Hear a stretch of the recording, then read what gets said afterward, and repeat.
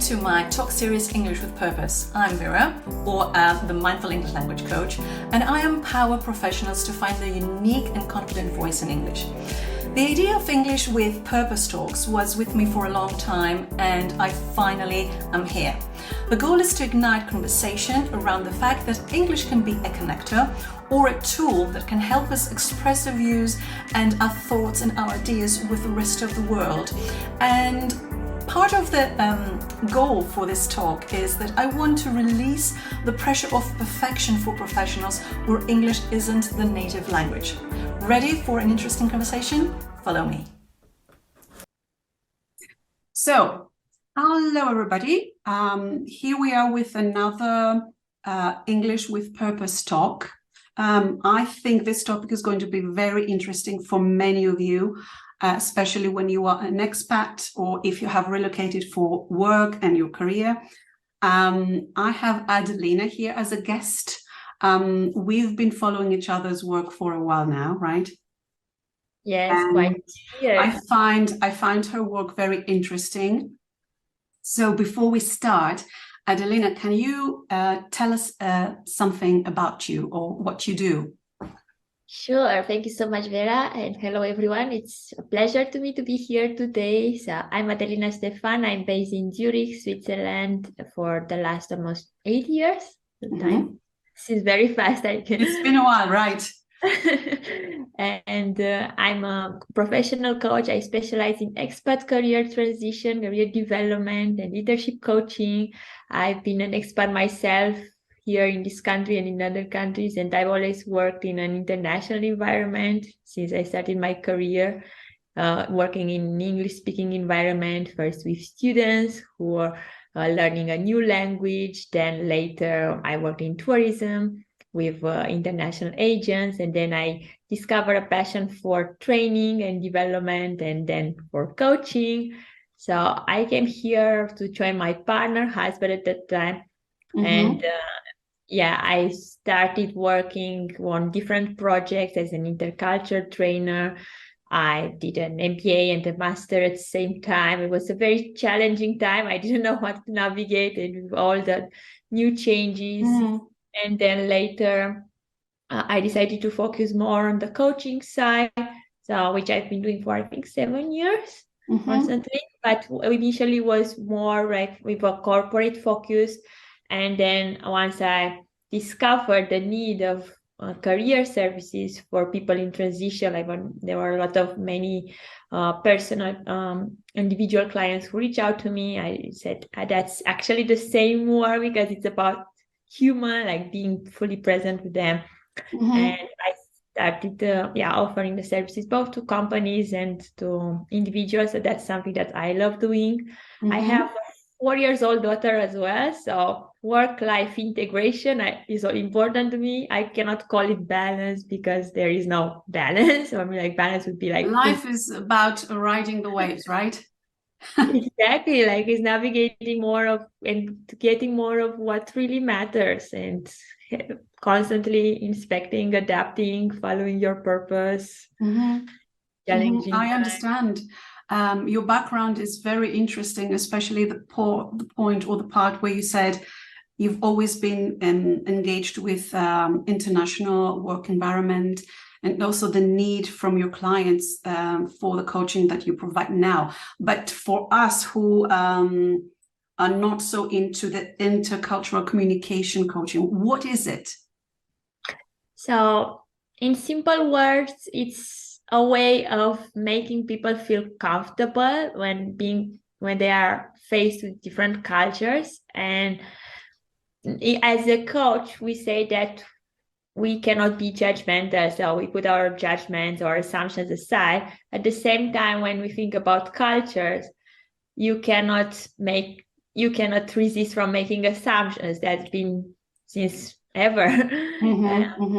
So there are different concepts, different mentalities, different ways of thinking, depending on where the people are coming from. So, and there are a lot of culture models that I've been exploring in detail. That's actually my expertise in my MBA and my MA as well. on culture diversity and HR practices. Diversity is a very trendy word these days, right? Indeed. Everybody's using it in different contexts, and everybody is an expert in diversity and equality and so on and so on.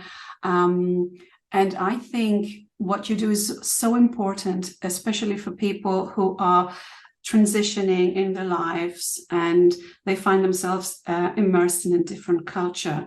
I remember myself relocating from the UK to Switzerland, feeling very shocked, especially about the language. Exactly. I mean, you mentioned the keyword, the culture shock. It's a culture shock, yes.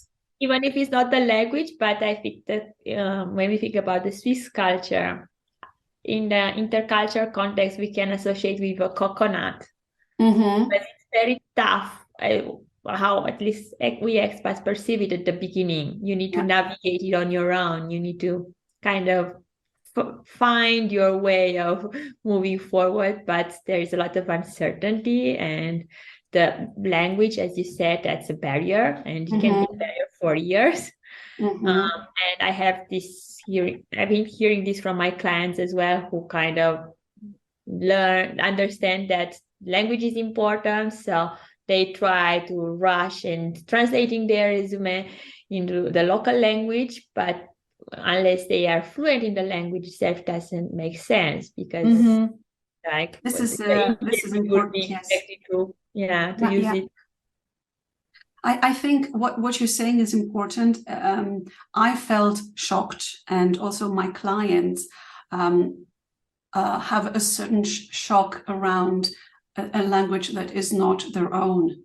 And it doesn't matter if they are experts or if they are locals. The language element is, I think, fundamental, because this is what you need to use to communicate and connect to others. So whether it's your job interview or doing what we're doing now, it's about communicating and telling a story. So I think language or languages are very important when you relocate. And for me, I don't know for you, understanding a dialect, not an official language, the Swiss German, is still a challenge. I can't say a problem, it's a challenge, because I start to understand. But really participating actively in conversations, I feel lost. Absolutely. I can relate a lot to that, because my daughter now is fully fluent in Swiss German. I think it's her preferred language, but we have some Greek and a bit of Romanian. So she speaks to us in Swiss German, and yesterday was quite a funny incident. Like, she was saying something very fluently with a local accent, and we are like starting laughing, like, I cannot understand everything. Right. What do you think, or from your experience, what are the main challenges for someone who relocates in their career aside the language, which is, I think, very, very central issue? So it's the language and the lack of cultural awareness, and then the social life. We both come from the same culture. So, and when you mentioned earlier about the culture shock and the power of knowing a language, there was a nice thought that came to my mind when I was in Greece, and I was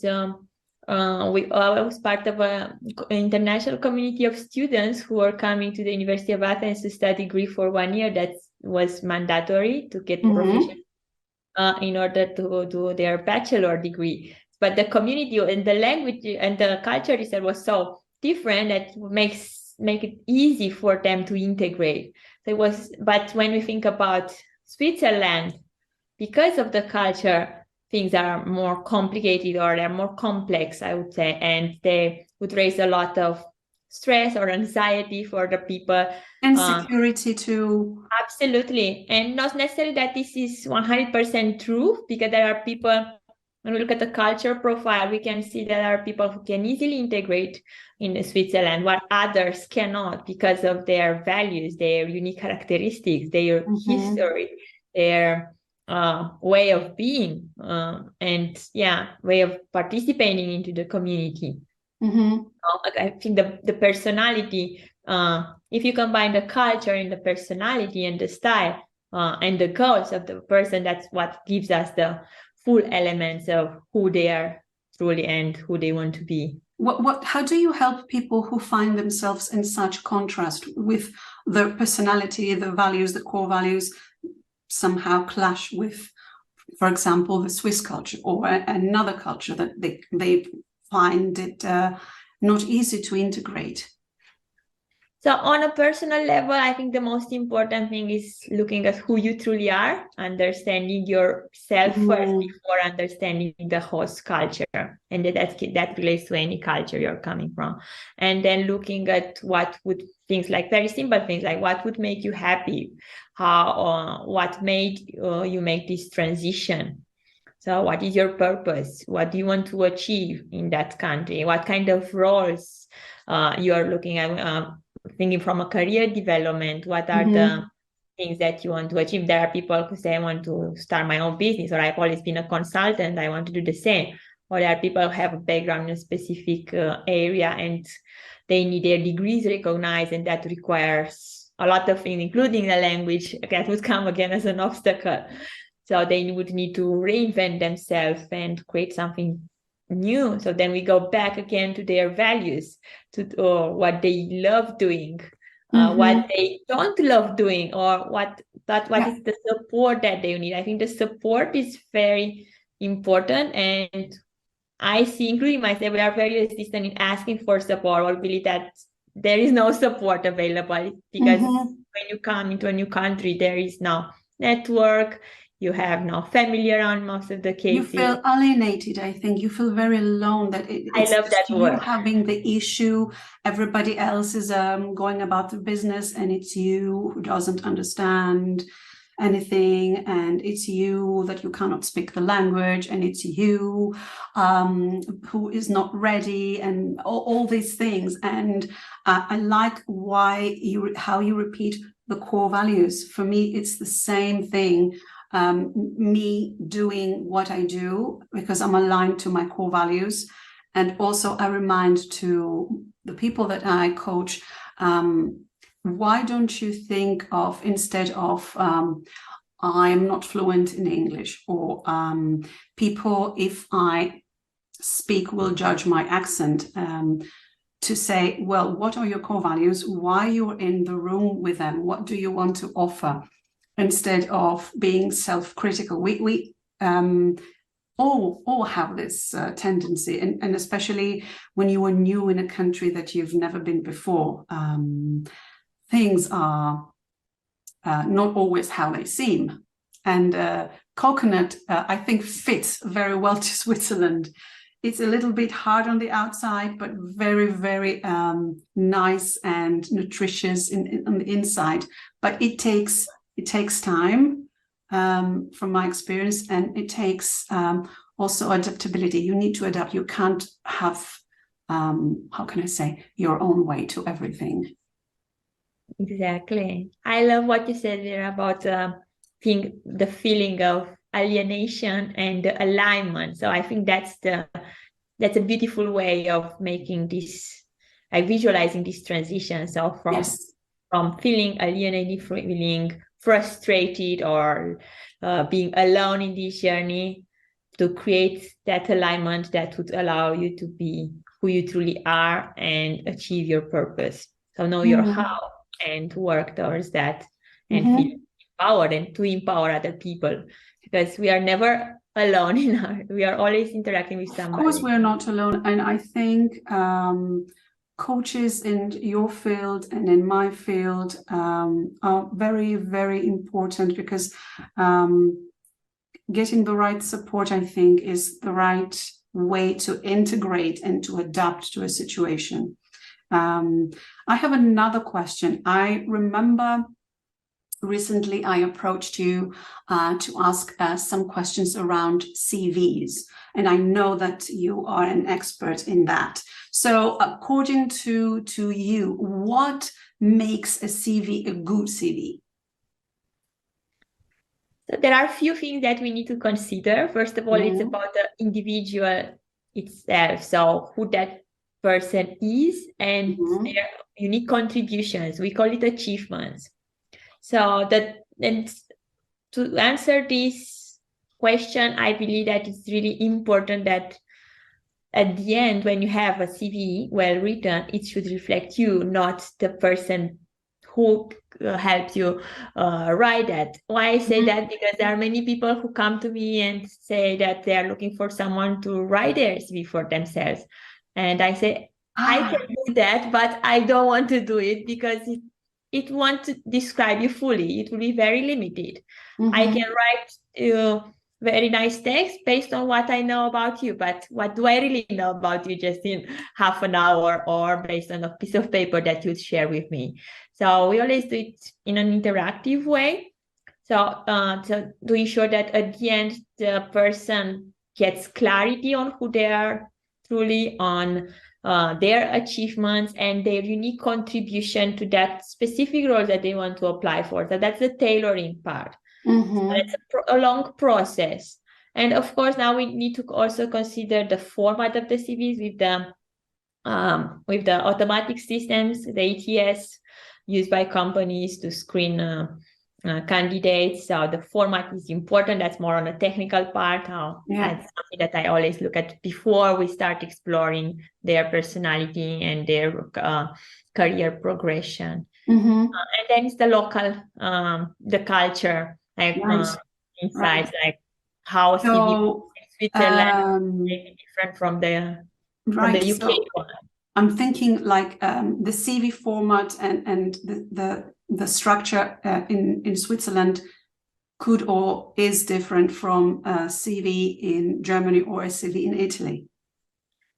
There are similarities, like between Switzerland and Germany. There are standards now because of the ATS, like the format should pass automatic screening, but then it's the local culture, and even within Switzerland, if you think the German part, the Italian part, it's also something to consider. But then if you compare it to US or UK, there would be more like visible differences, like if you add a picture or not, or the contact details. This is something I get asked also by my clients when we prepare for job interviews. What do you think? Should I have my picture on the CV or not? And then if it's about applying for an English position, then they say yes, but I'm not sure about Switzerland. I'm not a CV expert as you, so it's a good answer. I also know that you are supporting people who have to go through a job interview. Yes, that's right. That's something that I love doing because beyond the CV, I know I love doing it from the language aspect, but from you, if you could give me a few tips to someone who is going to a job interview, what would you say? So what I've seen all this year is that the most important ingredient for a successful interview is the self-confidence. Yes. You may have the best profile in the world, but if you don't know how to communicate who you truly are and what is the value that you can add, what you can do for that company. So when they ask you, why should we hire you? Why are you the best candidate? Why made you apply for this position? Behind all these questions, the idea is the same. Why should we hire you?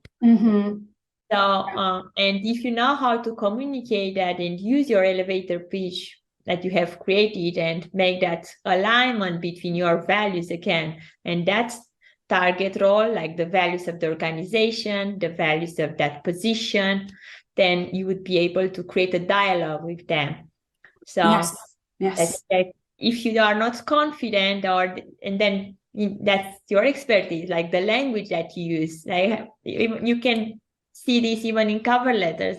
I read many times very good cover letters, and then I see that the vocabulary they use, like, I hope I will be invited for an interview. Hope, that means that you give the power to the other person to choose or not. You're not confident. Yes, a very, very nice opportunity also for me to say that I agree. The language also can show your level of confidence, the way you speak. Yes, absolutely. And I hope I try to do my best. This kind of words take away the power from you and the message. And from my side, if I could give a few tips, there would be fluent, clear English. Doesn't mean you need to speak like a queen, but people do understand you. Appropriate vocabulary or specialized vocabulary in your field, you should be aware of. And something that people have issues with is to be good listeners, because in an interview, you need to also be aware of the pauses and the person who is talking to you really listen instead of blurting out your memorized answer to that tricky question or that difficult question. And always answer in a simple way. Don't overcomplicate things because you want to show off, I don't know, your English, or you are very confident. And people, when I work with them, especially for job interview preparations, the first question they ask me is, how can I be confident? How can I really be myself and be confident, because I'm scared, I'm stressed. What would you say? That's the traditional way of interviewing people. So we go back to creating that alignment, creating that dialogue where you feel valued, being valued by the interviewer for the value that you bring for that organization. So that's a process. Like the confidence for an interview starts with the moment when you start creating your application. Mm-hmm. I always ask my clients, what do you love about this role? If it's nothing, why should you apply for it? What would you say in an interview? So that's like when we work on the CV to define their achievements and create that their profile. It's kind of a way of building already some confidence for an interview. It's one step further. I think it is a gradual process. You cannot just have your CV memorize or just get a set of questions, possible questions, and then find the answer and sit and spit out the reply. I think it's not authentic, and I think it's not aligned to anyone's values. And I don't support anyway memorizing. It's, to me, is the opposite of being aware. Absolutely. You mentioned about being authentic. I think that's being yourself. Yeah. My question to you is the last one. What is resilience to you, and what is confidence to you? For me, confidence is about empowerment. It's about the way you feel that you can do something, and not only that you can do, because when you can still do a lot of things, but you're not actually doing it. So having the clarity on the things that you want to do and actually taking the next steps. So it's the clarity plus action. Yeah, I would find confidence. And resilience is learning and growing, learning from every experience that we have. Exactly. I agree with both. Yeah. I think they are interrelated. And the last thing is how people can find you if they want to get support from transitioning from one country to another, from one position job to another. Do you do it face-to-face? Is it remote?